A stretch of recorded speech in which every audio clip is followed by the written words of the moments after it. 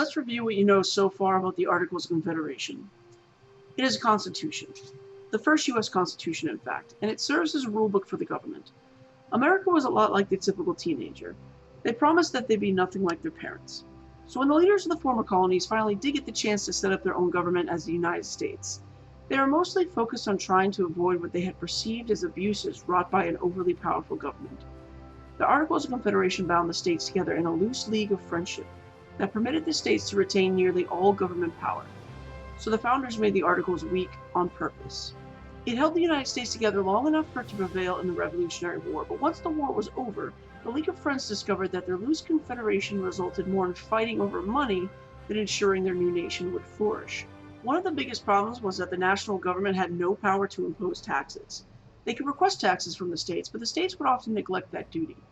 The U.S. couldn't pay debts owed from the Revolution or easily secure new funds. The national currency, the Continental, was essentially worthless.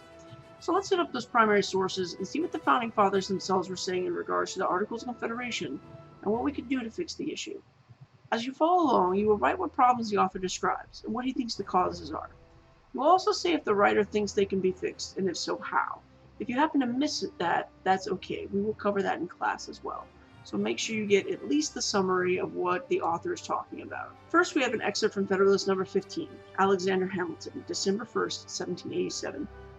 The Federalist Papers was a series of 85 essays written by Alexander Hamilton, John Jay, and James Madison between October 1787 and May 1788. The essays were published anonymously under the pen name Publius in various New York State newspapers at the time. The Federalist Papers were written and published to urge New Yorkers to ratify the proposed United States Constitution, which was drafted in Philadelphia in the summer of 1787.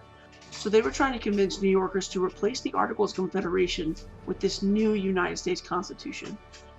We may indeed with propriety be said to have reached almost the last stage of national humiliation. There is scarcely anything that can wound the pride or degrade the character of an independent nation which we do not experience. Are there engagements to the performance of which we are held by every tie respectable among men? These are the subjects of constant and unblushing violation. It's important to remember that Hamilton is a bit hyperbolic in the Federalist Papers, maybe a little bit more alarmist than was really necessary in order to sway public opinion. So he says we've pretty much been as humiliated as a nation can get. Are there engagements we're supposed to be partaking in?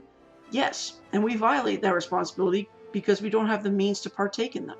Do we owe debts to foreigners and to our own citizens, contracted in a time of imminent peril for the preservation of our political existence? These remain without any proper or satisfactory provision for their discharge. Do we owe debts to our citizens and foreigners at a time where we were struggling to prove that we are a free, independent nation who don't need no king? Yeah, and we have no way of paying them because we can't what? Collect taxes. Have we valuable territories and important posts in the possession of a foreign power which, by express stipulations, ought long since to have been surrendered? These are still retained to the prejudice of our interest, not less than of our rights. Are foreign countries still holding land that they were supposed to give up? Yep. And what can we do about it? Not much.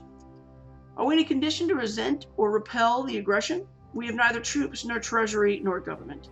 Are we able to repel an aggression or take our land back?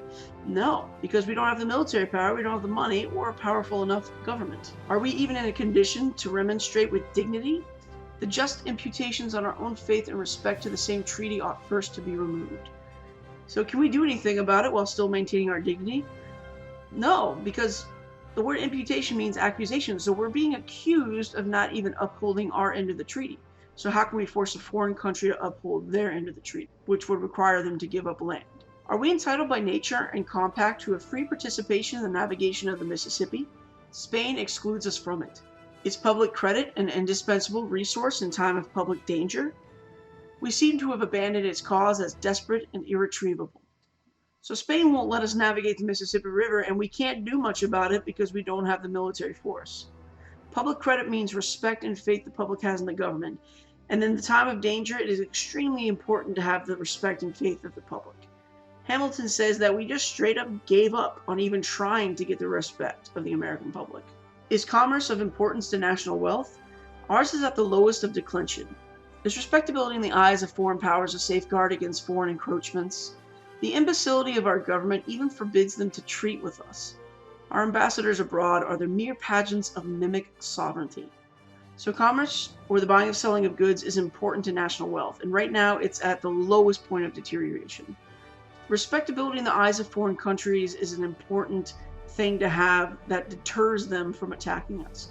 And our ambassadors, those people who are tasked with representing us to foreign governments, are just window dressing, trying to fool foreign governments into thinking we're a legitimate sovereign power. Is a violent and unnatural decrease in the value of land a symptom of national distress? The price of improved land in most parts of the country is much lower than can be accounted for by the quantity of waste land at market. It can only be fully explained by that want of private and public confidence, which are so alarmingly prevalent among all ranks, and which have a direct tendency to depreciate property of every kind. Is private credit the friend and patron of industry? To shorten an enumeration of particulars which can afford neither pleasure nor instruction, it may in general be demanded, what indication is there of national disorder, poverty, and insignificance that could befall a community so peculiarly blessed with natural advantages as we are, which does not form a part of the dark catalogue of our public misfortunes? So the value of land is dropping, and to Hamilton that's a red flag of a nation in distress. The only explanation is that the public is not confident that the U.S. would protect the land from foreign encroachment if they purchased it. So if people purchased the land, they weren't very confident that it would be secure. We're so blessed with these natural advantages such as wild open land. So obviously, if we are not doing well, if we're not flourishing, it must be because of a misuse of power. This is the melancholy situation to which we have been brought by those very maxims and counsels, which would now deter us from adopting the proposed Constitution, and which, not content with having conducted us to the brink of a precipice, seem resolved to plunge us into the abyss that awaits us below. So to Hamilton, those who have purposely made the government weak have not only brought us to the brink of a precipice, which basically means the top of a very steep cliff, they seem content with wanting to push us over and letting us plunge into the abyss at the bottom. And the abyss undoubtedly is the failure of our nation. Here, my countrymen, impelled by every motive that ought to influence and enlighten people, let us make a firm stand for our safety, our tranquility, our dignity, our reputation. Let us at last break the fatal charm which has too long seduced us from the paths of felicity and prosperity. So Hamilton's appealing to his fellow countrymen. He's saying, we are an enlightened people, and we know that we should make a firm stand for our safety, reputation, dignity, and tranquility, peace, as a country. Let's let go of the fear of a powerful central government, because that is holding us back from succeeding. So let's recap. The current state of the United States is one in which Americans are suffering from national humiliation, with scarcely anything that can degrade the character of an independent nation that they have not experienced. The U.S. owes debt to citizens and foreigners alike. Foreign powers hold American land. The U.S. is in no condition to repel aggressors. It cannot participate in the navigation of the Mississippi because Spain won't allow it. And it has no troops, treasury, or government. Do we have no troops, treasury, or government? No. Again, Hamilton's being a little hyperbolic. We do have those things, but not in great enough number that we would be able to take care of our problems. Does he think it can be fixed? Yes. Hamilton believes that ratifying the new proposed Constitution and replacing the Articles of Confederation will save the Union and provide for their safety, tranquility, dignity, and reputation. So he believes the Articles of Confederation and this being scared of federalizing the national government is holding the U.S. back from being prosperous.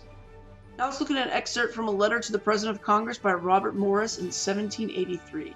So by this point, we had essentially won the Revolutionary War in October of 1782, but it took some time for the British to remove their troops, and the formal recognition of independence from Great Britain didn't happen until September of 1783, which is about 6 months after this letter is written. So the British are still a threat to the U.S. Morris is the superintendent of finance, and the finances of the United States are pretty disastrous. He warned that he would not be the Minister of Injustice and submitted this resignation letter. It's my favorite because it's really sassy.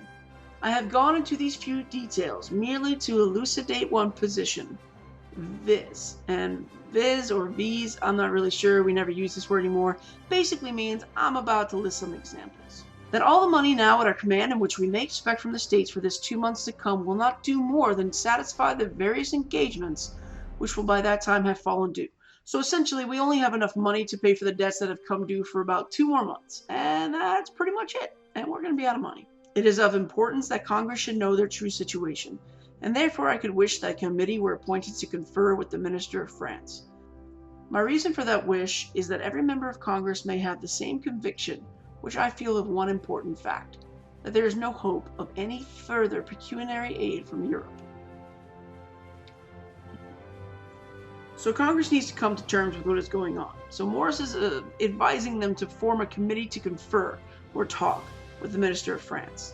He's urging them to fully understand that there is no way that Europe is going to keep sending us money. So if they're just hoping that it's going to resolve itself, they're wrong. But whatever may be the ability of nations or individuals, we can have no right to hope, much less to expect the aid of others, while we show so much unwillingness to help ourselves. So how can we expect other countries to be willing to help us if we're not even willing to help ourselves? It can no longer be a doubt to Congress that our public credit is gone.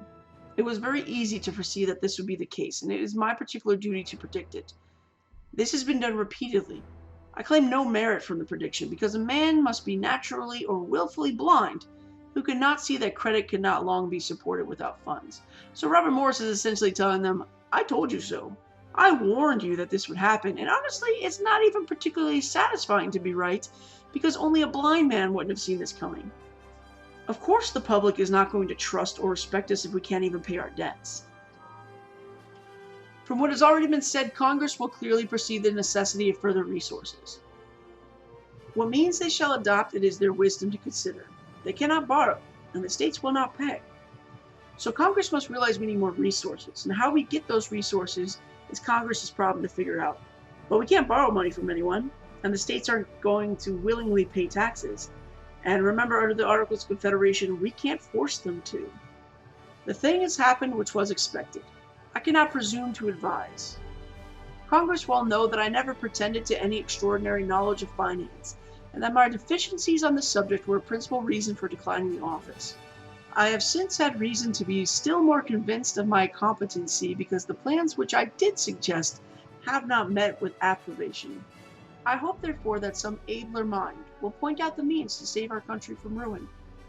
So this bit is really tongue-in-cheek.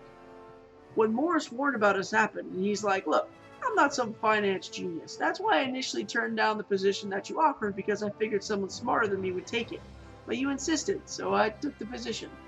And the fact that you didn't listen to my suggestions proves even further that I guess I'm not all that good at this. So maybe someone smarter should come along and do it. But Morris has already said that a blind person could see this coming. So if he's bad at this and saw it coming, what is that insinuating about Congress's inability to figure it out? Oh, and wait, he continues with that attitude. I do assure you, sir, that it is extremely painful for me to be obligated to address Congress on this subject. I wish most sincerely that I could look at our future prospects with the same indifference that others have brought themselves to regard them. Perhaps I am not significantly sanguine. It is common for age to listen more to the voice of experience than youth is inclined. The voice of experience foretold these evils long since. There's a time when we might have obviated them, but I fear that precious moment is past. So he continues with essentially saying, wow, I wish I could just be like, it'll all work out, because that seems like a nice stress-free outlook. Maybe I'm just not optimistic enough to think like that. Experience warned that this was going to happen a long time ago, and there was a time we could have avoided it, but I fear that time has come and gone. So he's not only resigning, he's doing so while condemning the ineptitude of Congress. Hamilton and some other guys actually convinced him to stay, so he doesn't really leave until over a year later in November in 1784. So to recap, the United States has fallen into debt, and any money currently at their disposal will not be enough. Congress has appealed to France for assistance, but Morris points out that we show so much unwillingness to help ourselves, it's unlikely any outside forces will come to our assistance. Congress cannot borrow money, and states are unwilling to pay, and Congress should have seen it all coming. Morris states that the outcome was expected, and he hopes someone will save the country from ruin, but he seems to doubt that it can be saved. Now we get to hear from George Washington. He's not our president yet, that doesn't happen until 1789, but he is highly respected. He's writing this letter to James Warren. Washington worked closely with and fought alongside Warren in the war. Warren is a noted anti-federalist, so he strongly opposed a strong federal government.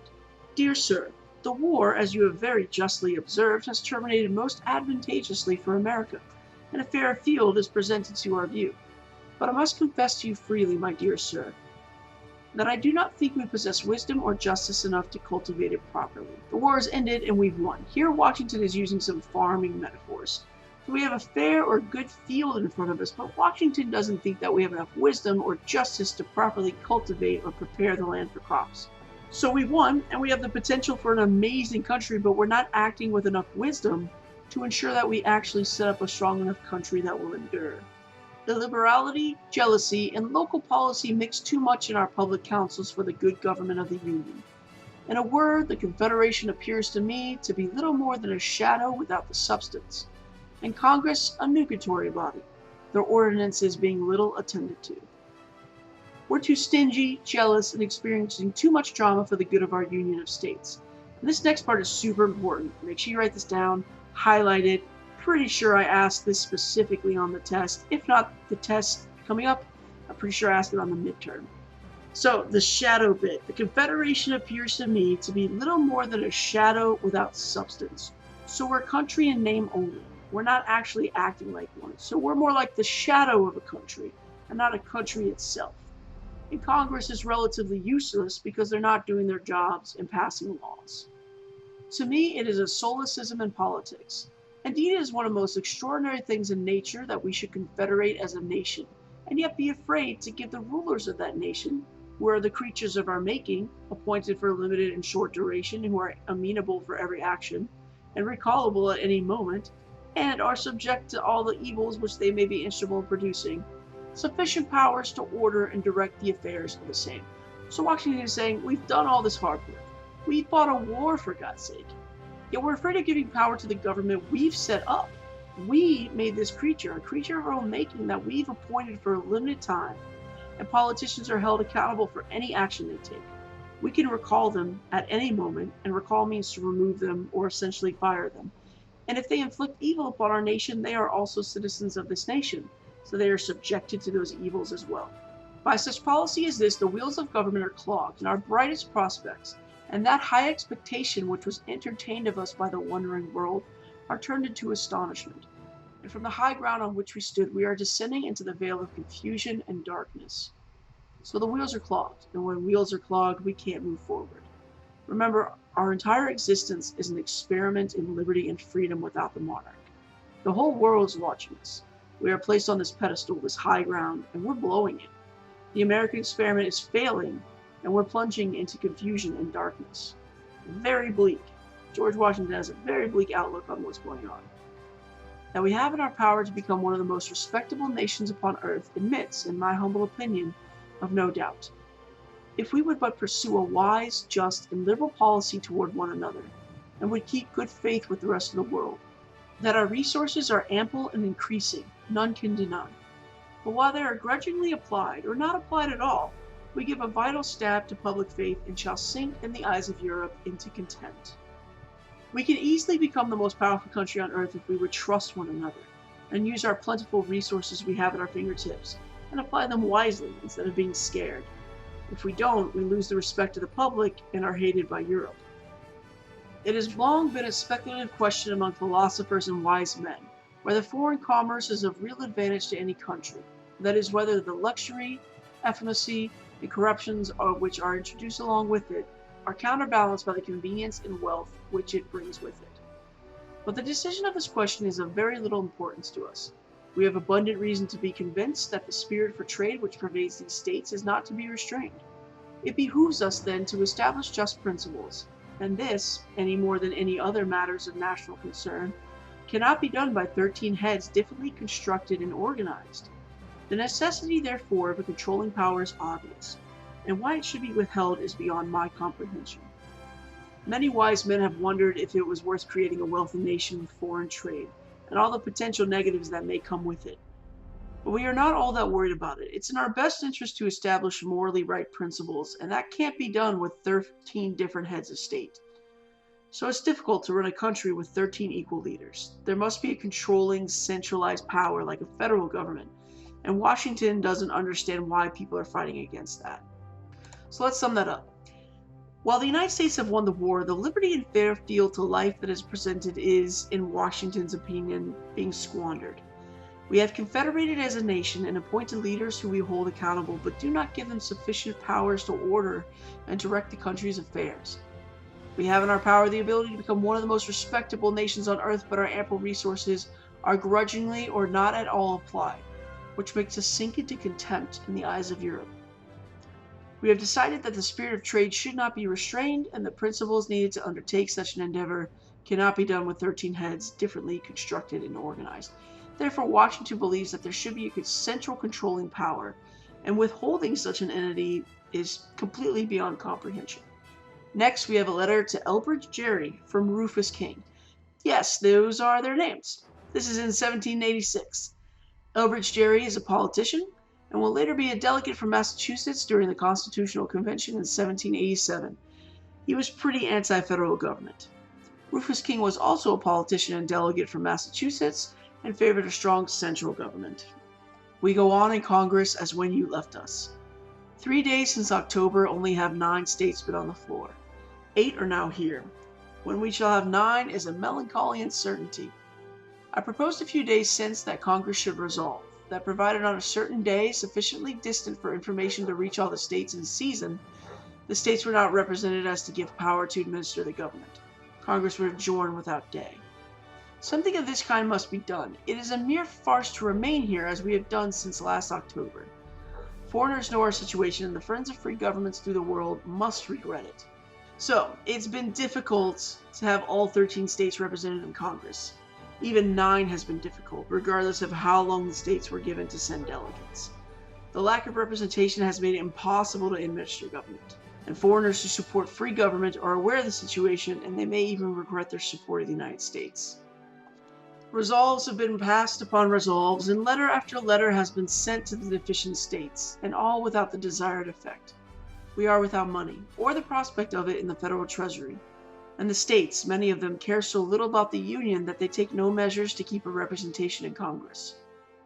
The civil lists begin to clamor. There is not money to pay them. They are now unpaid for a longer period than since the circulation of paper money. The handful of troops over the Ohio are mutinous and desert because they are unpaid. The money borrowed in Europe is exhausted, and this very day our foreign ministers have it not in their power to receive their salaries for their support. So essentially we are broke, and we have no real way of getting any money.